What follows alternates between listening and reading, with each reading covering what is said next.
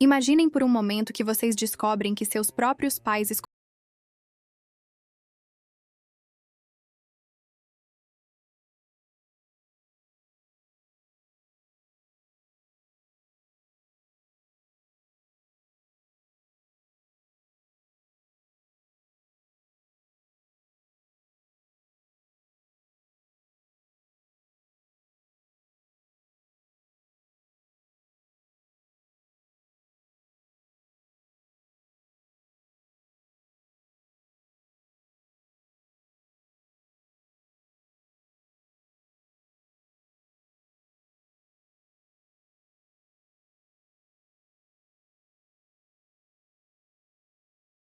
a história termina?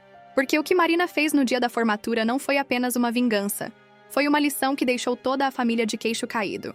Marina não sabia naquele momento, mas essa injustiça seria o combustível que a transformaria na pessoa mais bem-sucedida da família. Enquanto Lucas recebia tudo de bandeja, ela estava prestes a descobrir uma força interior que nem imaginava possuir. A jovem ficou em silêncio por alguns segundos, processando as palavras do pai. Seus olhos se encheram de lágrimas, mas ela não deixou nenhuma cair. "Tudo bem", murmurou. "Eu me viro sozinha." O que ela não sabia era que essa frase mudaria não apenas sua vida, mas revelaria segredos familiares que estavam escondidos há anos. Porque vocês vão descobrir que por trás dessa decisão aparentemente financeira, existia algo muito mais profundo e perturbador. Algo que Marina só descobriria anos depois, no dia que deveria ser de celebração, mas que se tornaria o dia da verdade mais dolorosa de sua vida. A diferença de tratamento entre Marina e Lucas não começou na época da faculdade. Na verdade, ela vinha sendo construída tijolo por tijolo desde que eram crianças, como uma parede invisível que separava os dois irmãos gêmeos. Quando tinham apenas 7 anos, Marina se lembra perfeitamente do dia em que pediu uma bicicleta igual à do Lucas. "Menina não precisa de bicicleta, cara", disse a mãe, Conceição, enquanto ajeitava a louça na pia. "Você tem suas bonecas." Mas Lucas havia ganhado uma bicicleta novinha, vermelha e brilhante, no mesmo dia em que Marina pediu a sua. Na escola, quando os dois traziam notas para casa, a reação dos pais era completamente diferente. Lucas chegava com um 7 em matemática e era festa. "Meu filho é um gênio", comemorava o pai, Roberto. Marina trazia um 9 na mesma matéria e ouvia: "Muito bem, filha, mas você podia ter tirado 10. Os amigos de Lucas sempre eram bem-vindos. Em casa, a mãe preparava lanche, o pai conversava sobre futebol e a casa se transformava num ambiente de festa. Quando Marina trazia amigas, ouvia sussurros: "Não façam muito barulho, seu pai está descansando." Ou: "Não mexam em nada, acabei de limpar." Aos 12 anos, Lucas quebrou o vaso preferido da avó na sala. Marina estava junto, mas não tinha tocado em nada. Mesmo assim, foi ela quem levou a bronca. "Você é mais velha, deveria ter cuidado melhor do seu irmão", disse a mãe, ignorando completamente o fato de que Marina era apenas 15 minutos mais velha que Lucas. O dinheiro da mesada também era diferente. Lucas recebia R$ 50 por mês, para aprender a ser responsável com o dinheiro. Marina recebia 20, porque menina gasta com bobagem mesmo. Quando ela questionou a diferença, o pai foi direto: "Homem precisa aprender a sustentar uma família. Você vai casar e seu marido vai cuidar de você." Durante a adolescência, as diferenças ficaram ainda mais gritantes. Lucas podia sair até tarde, dormir na casa de amigos, viajar com a turma. Marina tinha que estar em casa às 9 da noite e sempre com companhia. "Mulher tem que se dar ao respeito", era a frase que mais ouvia. Quando Lucas decidiu fazer cursinho para o vestibular, os pais não hesitaram em pagar o melhor da cidade. Quando Marina disse que também queria fazer, a resposta foi: "Você já é inteligente, não precisa de cursinho, estude em casa mesmo." Mas talvez o momento que mais marcou Marina foi quando ela ganhou um concurso de redação da escola aos 16 anos. O prêmio era uma viagem para Brasília e R$ 1.000 em dinheiro. Ela chegou em casa radiante, esperando ver o orgulho no rosto dos pais. A mãe apenas disse: "Que bom, filha", e continuou vendo televisão. O pai nem levantou os olhos do jornal. No mesmo mês, Lucas foi escolhido para jogar no time juvenil do clube da cidade.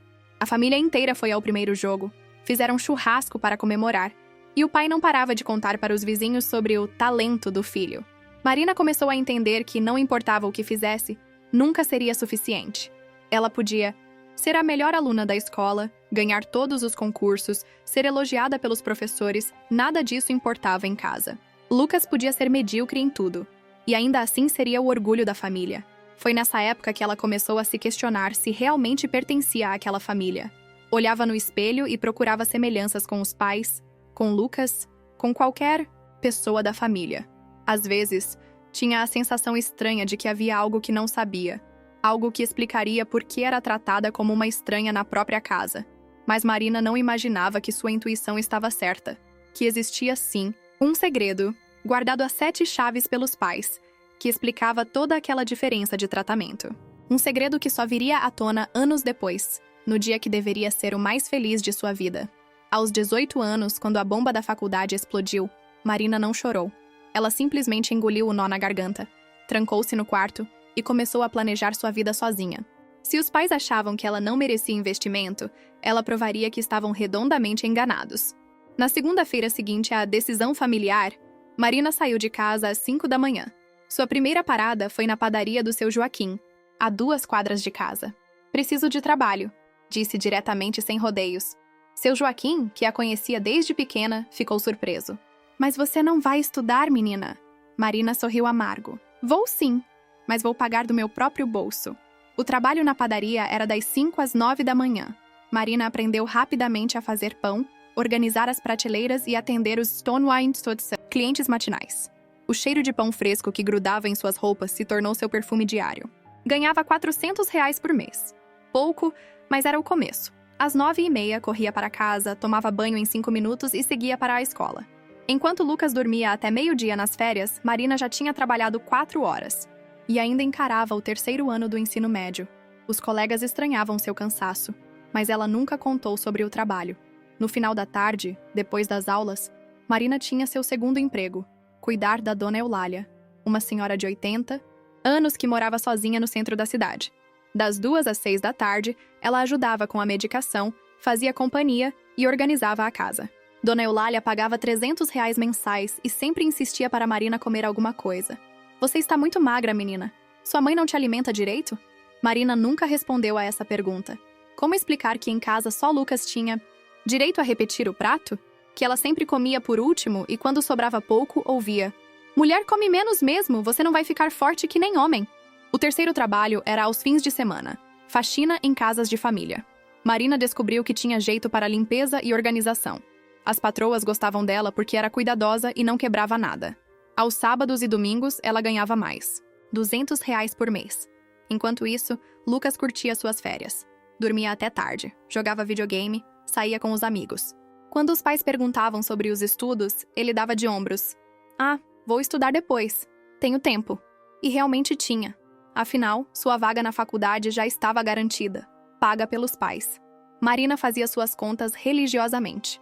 R$ 900 por mês, trabalhando 7 dias por semana. A faculdade de administração custava R$ 800 mensais. Sobrariam R$ 100 para transporte, material e alimentação. Seria apertado, mas possível.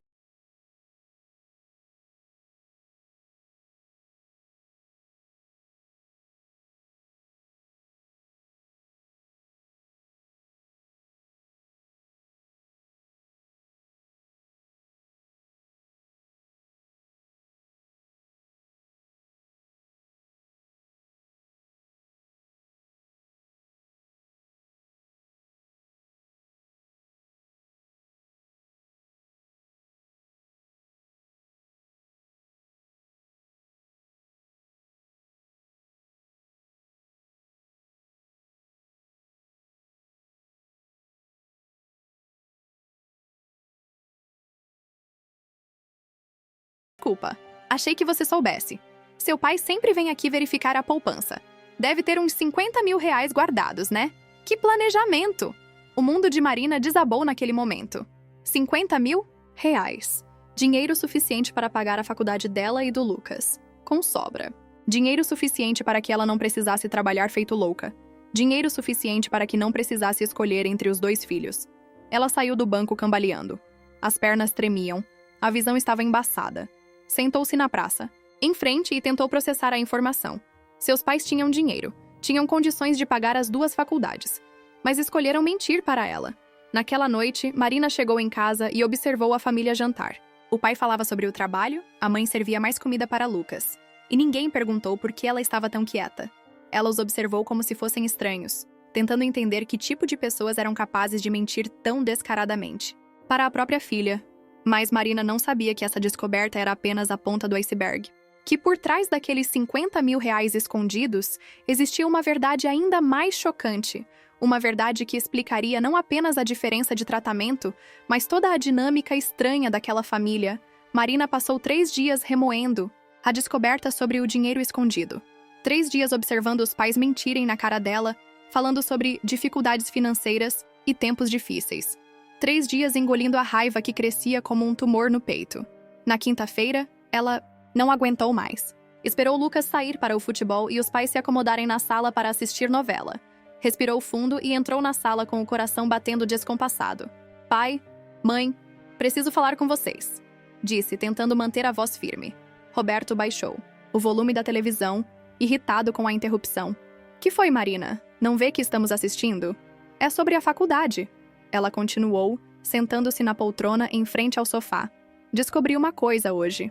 Conceição e Roberto trocaram um olhar rápido, quase imperceptível. Mas Marina captou. Seus instintos estavam afiados depois de anos sendo tratada como cidadã de segunda classe. Descobri que vocês têm dinheiro guardado no banco. 50 mil reais, ela disse, observando as expressões dos pais mudarem drasticamente. O silêncio que se seguiu foi ensurdecedor. Roberto ficou vermelho, as veias do pescoço saltando. Conceição baixou os olhos, mexendo nervosamente nas mãos. Quem te disse isso? Perguntou o pai com uma voz que Marina nunca tinha ouvido antes. Perigosa, ameaçadora. Isso não importa. O que importa é que vocês mentiram para mim. Marina respondeu, surpresa com a própria coragem. Vocês têm dinheiro para pagar as 2 faculdades, mas escolheram mentir. Roberto se levantou bruscamente. Você não tem direito de ficar bisbilhotando. Nossa vida financeira. Esse dinheiro não é para a faculdade. É nossa reserva de emergência. Emergência? Marina riu. Mas era um riso amargo, sem humor. Que emergência maior que a educação dos seus filhos? Ou melhor, do seu filho. Porque para mim, aparentemente, educação não é prioridade. Conceição finalmente falou com a voz trêmula. Marina, você não entende. Esse dinheiro, ele tem um propósito específico. Que propósito, mãe? Ilumina minha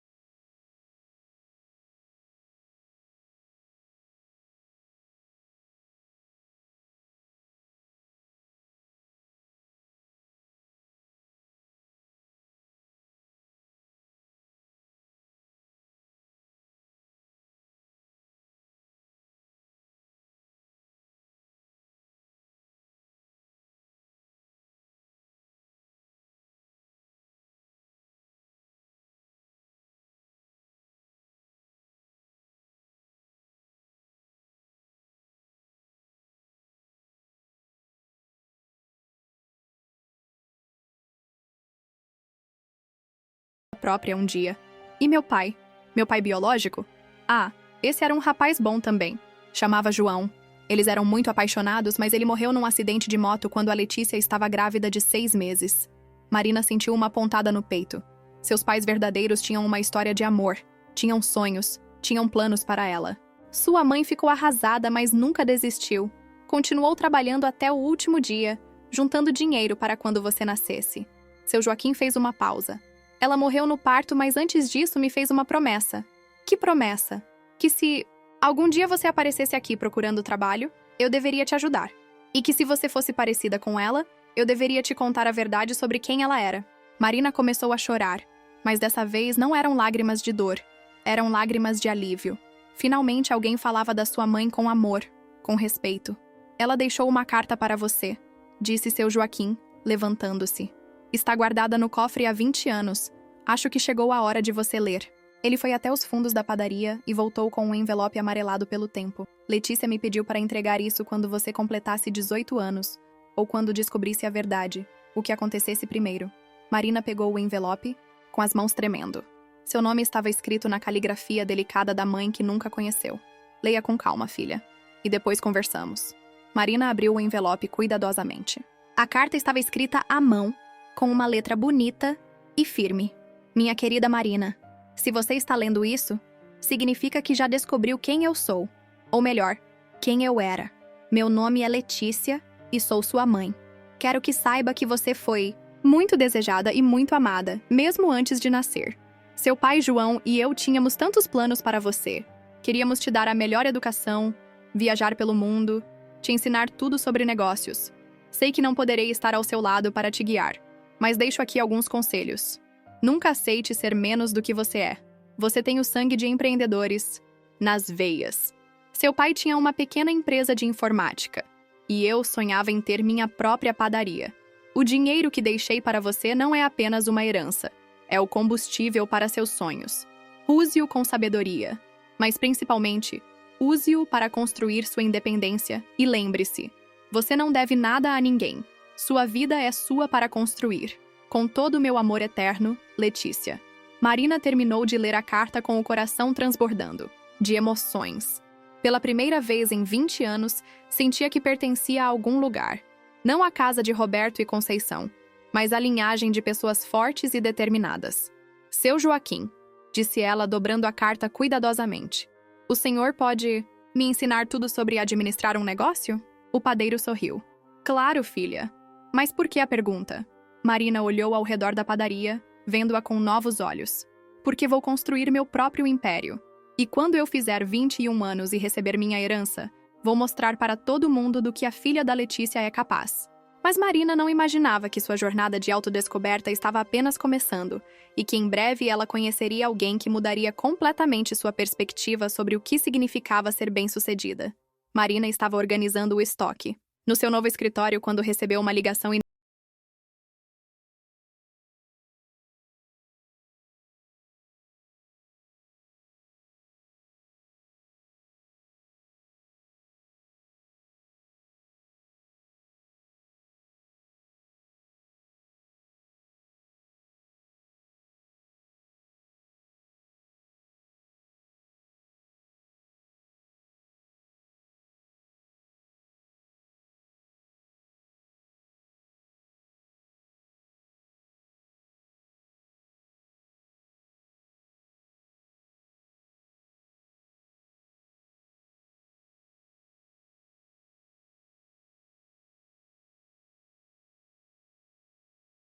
no centro e um jantar elaborado esperando.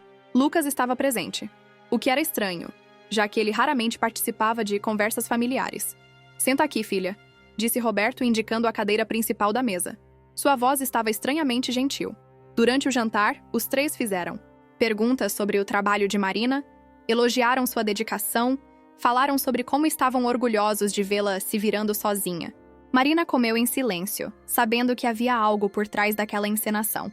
Depois da sobremesa, Roberto finalmente mostrou suas cartas. Marina, conversamos aqui em família e chegamos a uma conclusão. Começou ele, com um sorriso que não chegava aos olhos. Fomos injustos com você. Marina quase engasgou com o café. Injustos? Sim, continuou Conceição. sobre a faculdade, sobre o tratamento diferente. Queremos compensar isso. Lucas, que havia ficado calado até então, se manifestou. Marina, nossos pais decidiram pagar sua faculdade também. Não é justo só eu ter essa oportunidade. Marina olhou para os três, tentando entender o jogo. E por que essa mudança de coração? Roberto se inclinou para a frente. Porque percebemos que você é uma menina especial, inteligente, trabalhadora, merece as mesmas oportunidades que o Lucas.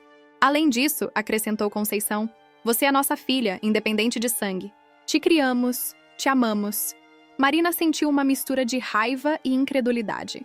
Agora que ela estava bem-sucedida, agora que não precisava mais deles, vinham com essa conversa de amor e igualdade. E o que vocês querem em troca? Perguntou diretamente. Roberto fingiu surpresa. Em troca? Nada, filha. Só queremos que você volte a ser parte desta família. Que eu volte. Sim, disse Conceição. Você anda muito distante, muito independente. Mal conversa com a gente, chega tarde, sai cedo. Sentimos sua falta. Marina riu, mas era um riso sem humor. Vocês sentem falta de mim? Ou sentem falta de controlar minha vida? O clima na mesa mudou instantaneamente. Roberto endureceu a expressão. Marina, não seja ingrata. Estamos oferecendo pagar sua faculdade, te dar o que você sempre quis. O que eu sempre quis? Marina se levantou da cadeira. Vocês sabem o que eu sempre quis? Ser tratada com respeito. Ser vista como igual ao Lucas. Ser amada de verdade, não por obrigação. Nós te amamos, protestou Conceição. Vocês me toleraram. Há uma diferença enorme. Lucas tentou intervir. Marina, não seja dramática. Eles estão tentando fazer a coisa certa. Marina olhou para o irmão, não meio-irmão adotivo, e viu nele a mesma arrogância de sempre. Lucas, você alguma vez trabalhou um dia na vida? Alguma vez se preocupou em pagar uma conta? Alguma vez foi tratado como cidadão de segunda? Classe nesta casa? Isso não vem ao caso! Vem sim! Marina explodiu. Vem porque vocês três estão aqui fingindo que se importam comigo, quando na verdade só querem me controlar. Roberto bateu o punho na mesa. Chega! Você vai aceitar. Nossa oferta e ponto final. Ou o quê? Marina desafiou. Ou você pode esquecer qualquer centavo da herança da sua mãe quando fizer 21 anos. O silêncio que se seguiu foi tenso. Marina olhou para Roberto, depois para Conceição, depois para Lucas. Finalmente,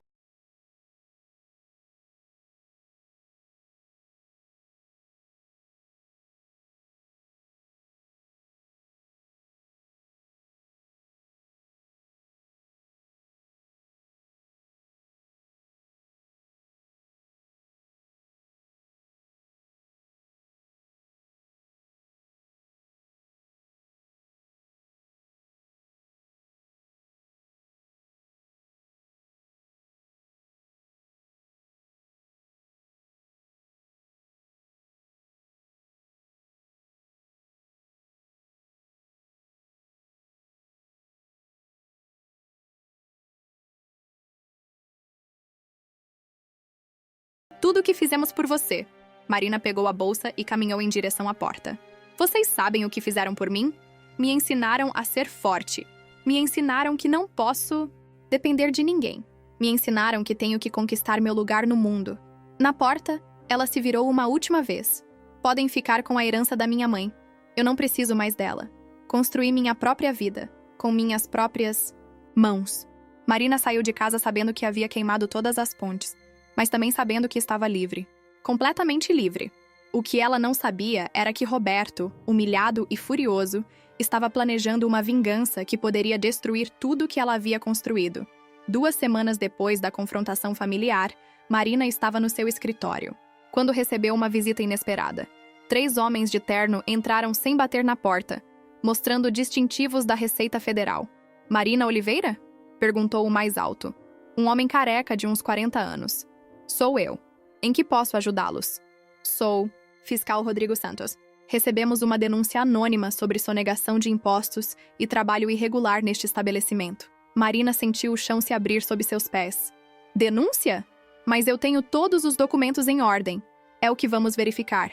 Preciso ver toda a sua documentação fiscal, contratos de trabalho das suas funcionárias, notas fiscais de entrada e saída de mercadorias. Marina abriu o arquivo onde guardava todos os papéis. Suas mãos tremiam enquanto entregava os documentos. Ela sabia que estava tudo correto. Eduardo havia orientado sobre todas as questões legais desde o início. O fiscal examinou tudo minuciosamente por 2 horas. As vendedoras que estavam no escritório ficaram nervosas. Algumas saíram mais cedo.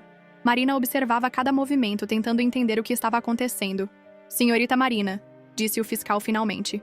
Seus documentos estão em ordem, mas vou precisar fazer uma investigação mais aprofundada sobre a origem do capital inicial do seu negócio. A origem? Mas eu tenho todos os comprovantes. Sim, mas a denúncia menciona que uma menor de idade não teria como juntar R$ 5.000 trabalhando em padaria e fazendo faxinas. Marina sentiu uma raiva fria subindo pelo peito. Sabia exatamente quem havia feito aquela denúncia. Fiscal, eu posso provar cada centavo que ganhei. Tenho recibos, testemunhas, tudo documentado. Ótimo. Então não terá problemas em nos fornecer essas informações. Voltaremos na próxima semana para uma auditoria completa. Depois que os fiscais saíram, Marina ligou imediatamente para Eduardo. Ele chegou ao escritório em 20 minutos, visivelmente preocupado. Marina, isso é perseguição. Alguém quer te prejudicar. Eu sei quem foi, disse ela, com a voz carregada de certeza. Foi meu pai, Roberto. Você tem certeza? Absoluta. Ele é contador, conhece o sistema da Receita Federal. E depois da nossa briga, ele jurou que ia me mostrar quem manda. Eduardo se sentou pesadamente numa cadeira. Marina, isso pode complicar muito nossa situação. Mesmo que você esteja com tudo em ordem, uma auditoria pode assustar suas vendedoras, afetar o negócio. O que eu faço? Primeiro, vamos organizar absolutamente toda a documentação. Segundo, você vai procurar um advogado. E terceiro? Eduardo hesitou. Terceiro, o quê? Talvez seja a hora de você confrontar sua família de uma vez por todas. Naquela noite, Marina não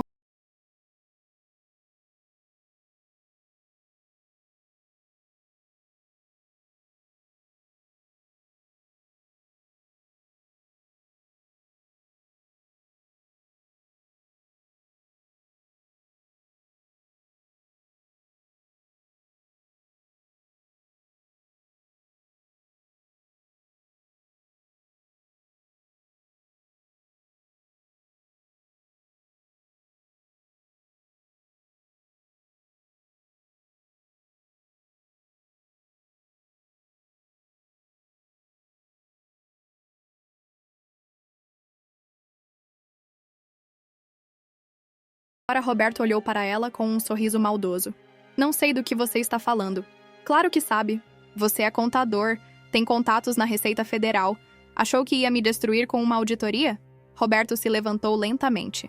Marina, você sempre foi muito convencida. Sempre achou que era melhor que todo mundo. Eu nunca achei isso. Eu só queria ser tratada com igualdade. Igualdade? Roberto riu com desprezo. Você quer saber a verdade sobre igualdade? Você nunca foi igual ao Lucas porque você nunca foi nossa filha de verdade. Eu já sei disso. Você mesmo me contou. Ah, mas você não sabe de tudo. Roberto se aproximou dela com os olhos brilhando de malícia. Você não sabe por quê. Sua mãe biológica realmente morreu. Marina sentiu um frio na espinha. Ela morreu no parto. Complicações. Morreu porque não tinha dinheiro para um hospital particular. Morreu porque era pobre, porque ninguém se importava com ela. Isso não é verdade. É sim. E sabe por que nós te adotamos? Não foi por amor, não foi por caridade. Foi porque sua mãe deixou aqueles R$ 50.000 e nós precisávamos do dinheiro. Marina sentiu como se tivesse levado um soco no estômago. O quê? Isso mesmo.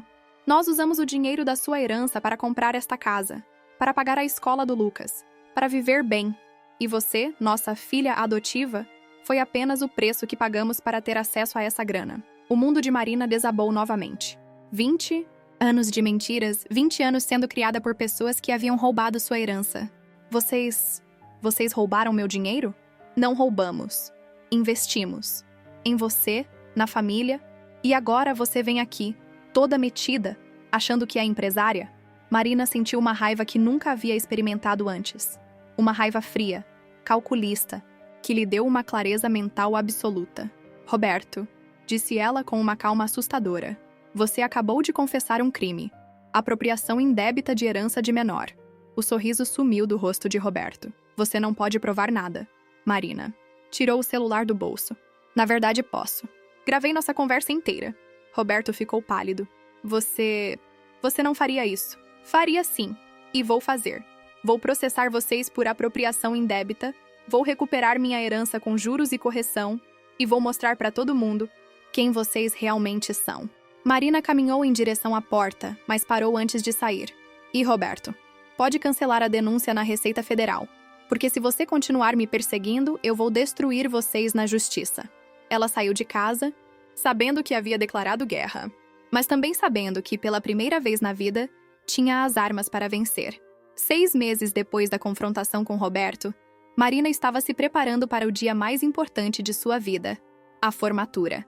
Não apenas sua formatura da faculdade, que ela havia conseguido pagar integralmente com o dinheiro do seu negócio, mas também o dia em que completaria 21 anos. O processo judicial contra Roberto e Conceição havia corrido rapidamente. Com a gravação da confissão e a ajuda de um advogado especializado em direito sucessório, Marina conseguiu provar que sua herança havia sido desviada ilegalmente. O juiz determinou que os pais adotivos devolvessem os R$ 50.000, com juros e correção monetária, totalizando 85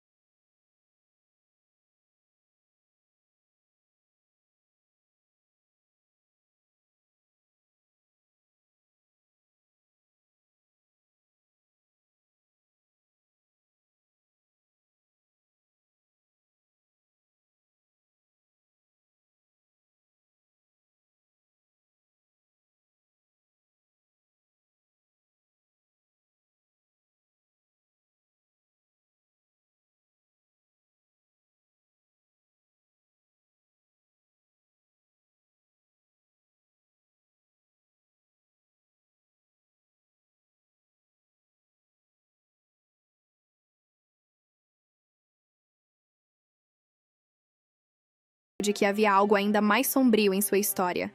Algo que estava prestes a vir à tona.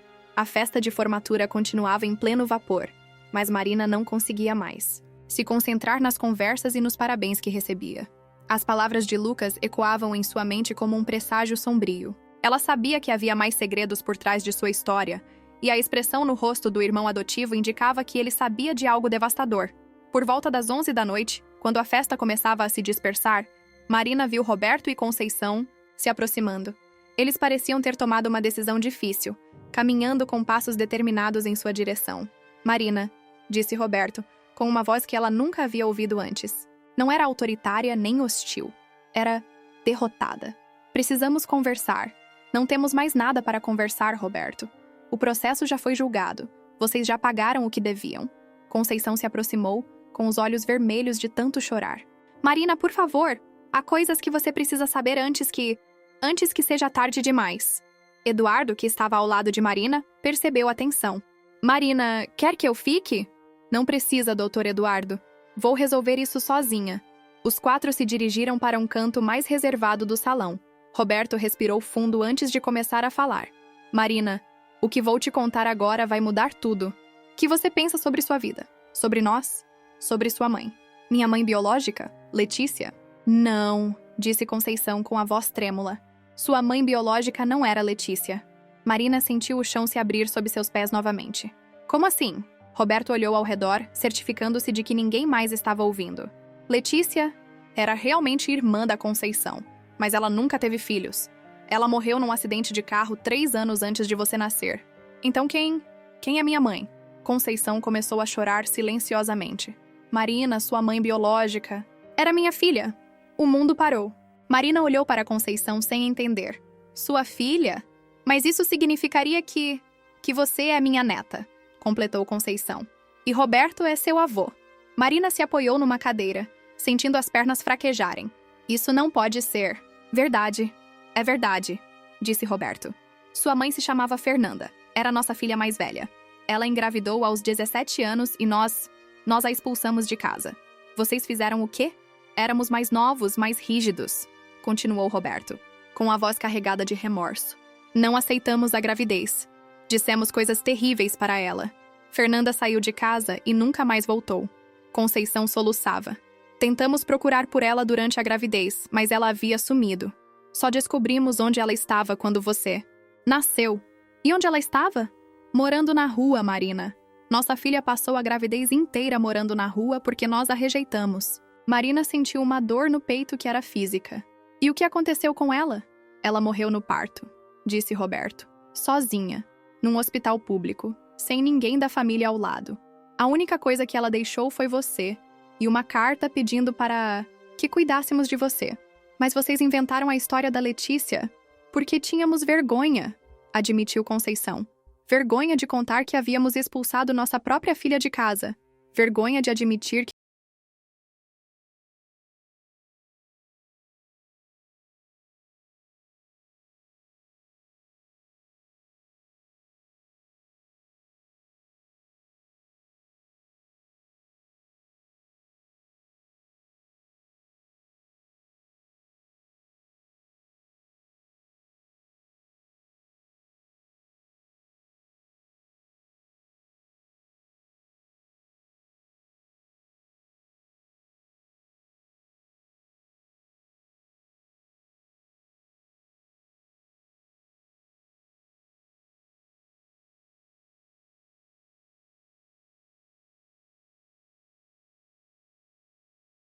mais.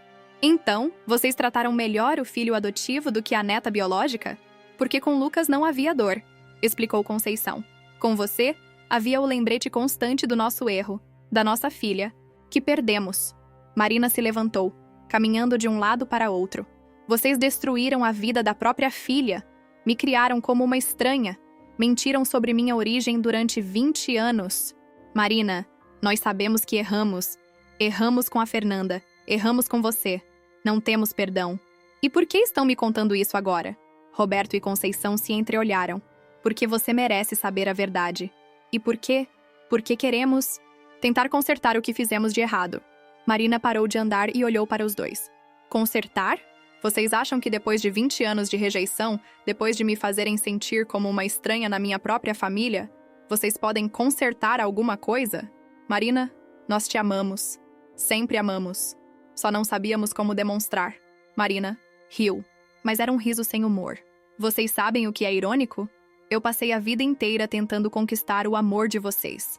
Trabalhei, estudei, me esforcei para ser boa o suficiente. E agora descubro que vocês são meus avós, que eu tinha o direito ao amor de vocês desde o nascimento. Ela pegou a bolsa e começou a se afastar. Mas sabem de uma coisa? Não preciso mais do amor de vocês. Construí minha própria família, com pessoas que me valorizam pelo que sou. Marina, espera! Gritou Conceição. Marina se virou uma última vez. Vocês tiveram 20 anos para me amar. Agora é tarde demais. Ela saiu do salão sabendo que havia fechado definitivamente o capítulo mais doloroso de sua vida. Mas também sabendo que finalmente tinha todas as respostas que procurava. 2 anos depois da formatura, Marina estava no escritório da sua empresa. Agora uma corporação com mais de 500 vendedoras espalhadas por todo o estado, quando recebeu uma ligação que mudaria sua perspectiva sobre perdão e família para sempre. Marina, aqui é a enfermeira do Hospital São Lucas. A senhora Conceição Oliveira está internada e pediu para ligar para você. Ela disse que a sua avó? Marina sentiu o coração acelerar. Depois de 2 anos sem qualquer contato, Conceição estava no hospital e havia pedido por ela. Como ela está? Grave, senhorita. Câncer em estado avançado. Ela insiste em falar com você antes do final. Marina cancelou todas as reuniões do dia e foi ao hospital. Encontrou Conceição numa cama de UTI, conectada a vários aparelhos, mas com os olhos ainda alertas. Marina, você veio, sussurrou Conceição com a voz fraca. Vim sim. Marina se sentou ao lado da cama, observando a mulher que a criou, sua avó, em estado terminal. Eu sei que não tenho direito de pedir nada, mas preciso te contar uma última coisa. O que é? Conceição abriu a gaveta do criado mudo com dificuldade e tirou um envelope amarelado. Isto aqui é uma carta que sua mãe, a Fernanda, escreveu para você antes de morrer. Marina pegou o envelope com as mãos tremendo. Vocês esconderam isso de mim durante 20 anos? Escondemos porque a carta revelava quem era o pai de você. E achávamos que seria doloroso demais. Quem é meu pai? Leia a carta.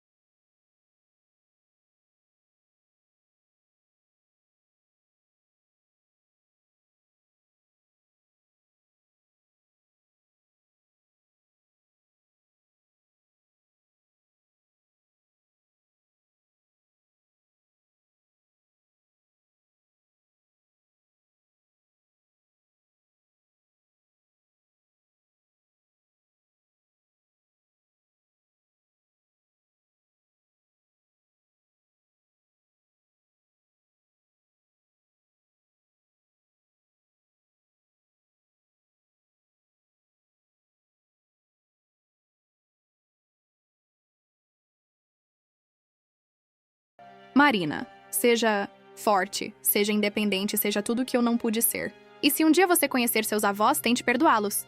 Eles são pessoas boas que cometeram um erro terrível. Com todo o meu amor, Fernanda. Marina terminou de ler a carta com lágrimas nos olhos. João Eduardo Santos. Eduardo, seu mentor, a pessoa que acreditou nela quando ninguém acreditava, que a ensinou sobre negócios, que se tornou a figura paterna que sempre quis ter. Conceição, disse Marina com a voz embargada. Eduardo, Dr. Eduardo. Ele sabe? Não sabemos. Quando Fernanda morreu, tentamos procurar por ele, mas não conseguimos. Só descobrimos onde ele trabalhava anos depois, quando você já estava crescida. Marina sentiu como se todas as peças de um quebra-cabeça complexo finalmente se encaixassem.